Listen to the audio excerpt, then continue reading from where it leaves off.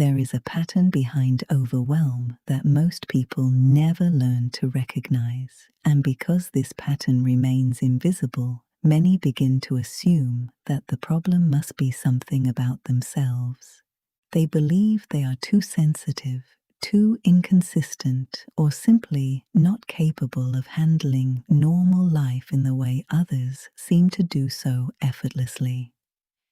But what you are experiencing is not random, and it is not a personal failure. It follows a structure, and once you begin to understand that structure, your entire relationship to overwhelm begins to change in a very fundamental way.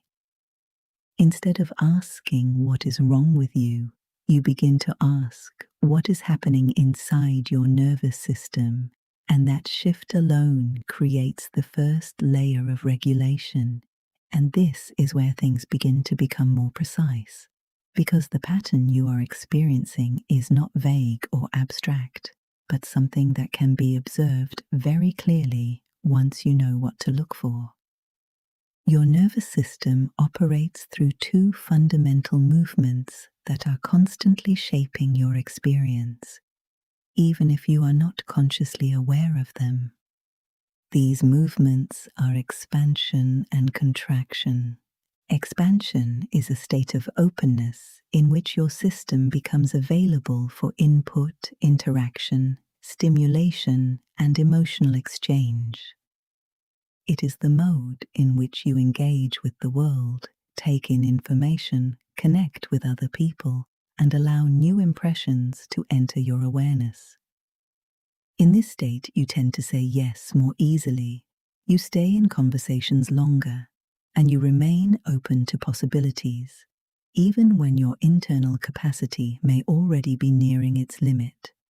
And what makes expansion particularly important to understand is that it does not feel problematic in the moment. In fact, it often feels interesting, engaging, or even slightly energizing, especially in the beginning. This is why it is so easy to remain in expansion for longer than your system can actually sustain. Contraction, on the other hand, is often misunderstood because many people associate it with withdrawal or avoidance, but in reality, it is something entirely different. Contraction is a controlled and necessary reduction of input, a deliberate narrowing of attention, and a return toward internal stability. It is the moment when your system recognizes that it has reached a threshold and begins to create boundaries in order to protect itself. And for many people, especially those who are used to being open and responsive, this movement can feel uncomfortable at first. It can feel like you are being distant, like you are not showing up fully, or like you are somehow doing something wrong. But in reality, you are not withdrawing, you are stabilizing. The difficulty is that modern life is almost entirely structured around expansion, and very few environments naturally support contraction. From the moment you wake up, your system is pulled outward through light, sound, digital input, and immediate demands for attention. You check your phone. You receive messages, you begin to process information, and before your system has even stabilized, it is already engaged with multiple layers of input. And this continues throughout the day in ways that are often too subtle to notice consciously. You answer one message, then another. You listen, you respond, you think, you plan. You open another tab, another task, another piece of information. And because each individual interaction seems small and manageable, it never feels like too much in the moment. But your nervous system does not reset between these moments. It accumulates, and this accumulation creates a kind of internal pressure that builds slowly over time, often without being noticed until it reaches a point where it becomes impossible to ignore. Overwhelm is not chaos, and it is not a lack of discipline, even though it is often interpreted that way. Overwhelm is a very precise physiological state that occurs when the amount of expansion exceeds your system's ability to contain and process it. It is the result of too much input, too many open loops, and too many simultaneous demands without sufficient contraction to stabilize the system. But there is another layer that is often overlooked. Overwhelm is not only about how much you take in, but also about how long you remain open without closing. It is the continuity of expansion that creates instability. Even small amounts of input, when they are continuous and uninterrupted, can lead to a state of overload.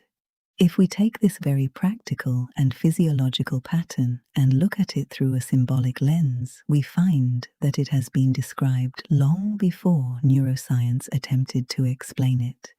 If we take expansion and contraction and translate them into Kabbalistic language, we arrive at the concepts of Chesed and Gevurah. Chesed represents expansion, openness, generosity, and the movement outward into connection and possibility. It is the force that allows you to give, to engage, to explore, and to remain emotionally available.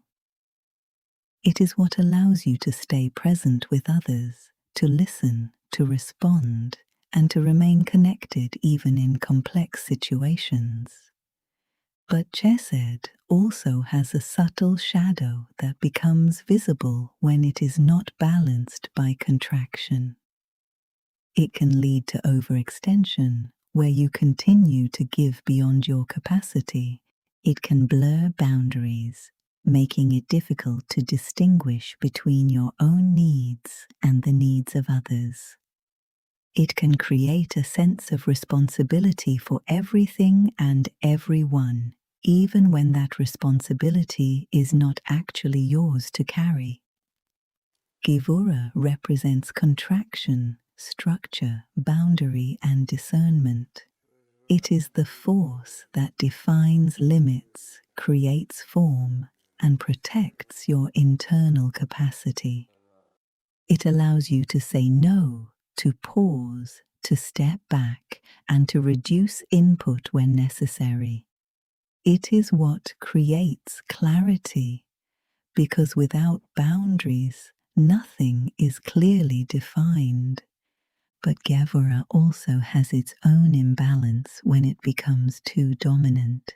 It can turn into rigidity where flexibility is lost.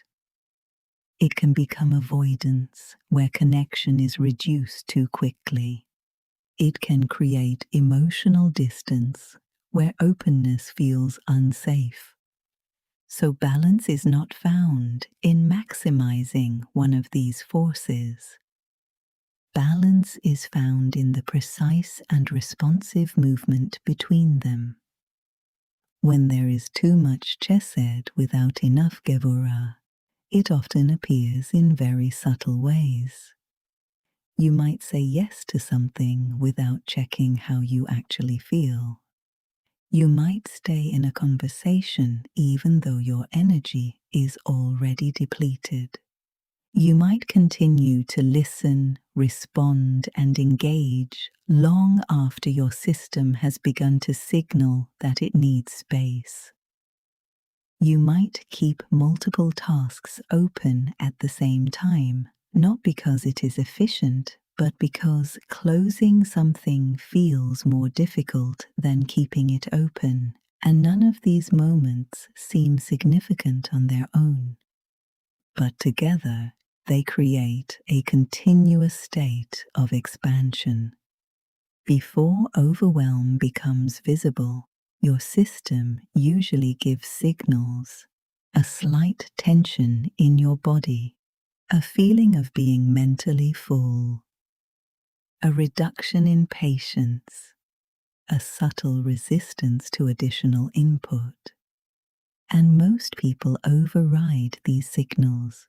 They continue, they push through, they stay open until the system no longer has the capacity to continue. Overwhelm builds across time, not in a single moment. At the beginning of the week, your system is typically more open and more capable of handling input.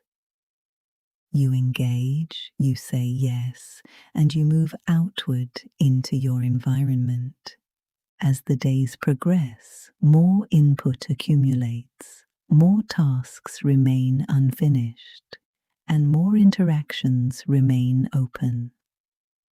By the middle of the week, your system is still operating in expansion, but with less available capacity. By the end of the week, the accumulation reaches a point where the system can no longer maintain stability. And what appears as sudden overwhelm is actually the result of continuous expansion without interruption.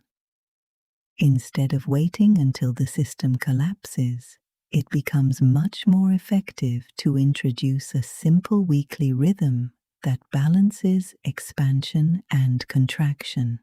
At the beginning of the week, when your system is naturally more open, you can allow expansion, but with a small amount of awareness. You begin to notice where you might be opening more than necessary. In the middle of the week, it becomes important to actively reduce input, even in small ways. This might mean shortening conversations, limiting optional activities, or consciously choosing fewer tasks. At the end of the week, contraction becomes essential. Not as isolation, but as a deliberate reduction of stimulation that allows your system to reset before it reaches a breaking point. Throughout the day, small moments create large effects over time. Before responding to a message, you can pause briefly and check whether your system actually has the capacity to engage. Before continuing a conversation, you can notice whether your energy is stable or already depleted. Before opening something new, you can ask yourself whether additional input is truly necessary in that moment. These small adjustments introduce structure where there was previously none. You can also create a simple contraction practice that allows your system to reset more directly. You begin by slightly dimming the light in your environment, allowing your visual system to relax. Then you reduce auditory input by turning off music, podcasts, or any additional sources of stimulation. Finally, you stop speaking and allow yourself to remain silent for a few minutes. And during this time, you are not trying to solve anything or process anything. You are simply allowing your system to close slightly. And this small shift often creates a noticeable difference. You are not too sensitive, and you are not inconsistent. You are responding to a system that has not been given the structure it needs. And once you begin to work with expansion and contraction consciously, balance stops feeling impossible and starts becoming something you can actually experience. If this perspective resonates with you and gives you a clearer way of understanding your own patterns, you can subscribe. This space is designed for people who are not looking for more input, but for structure, clarity, and depth. And this week, you can begin very simply by asking yourself where you are too open and where a little more boundary might create stability. That alone is already structure.